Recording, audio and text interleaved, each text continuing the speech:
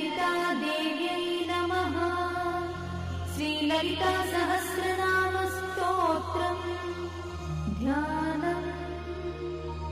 अरुणां करुणातरङ्गिताक्षीं द्रुतपाशाङ्कुशपुष्पबाणचापाम् अणिमाधिविरावृतां मयूखैः अहमित्येव विभावये भवानी। ध्यायेत् पद्मासनस्थां विकसितवदनां पद्मपत्रायताक्षीं हेमाभां पीतवस्त्रां करकलितलसद्देव पद्माम्बराङ्गी सर्वालङ्कारयुक्तां सततमभयदां भक्तनम्रां भवानी।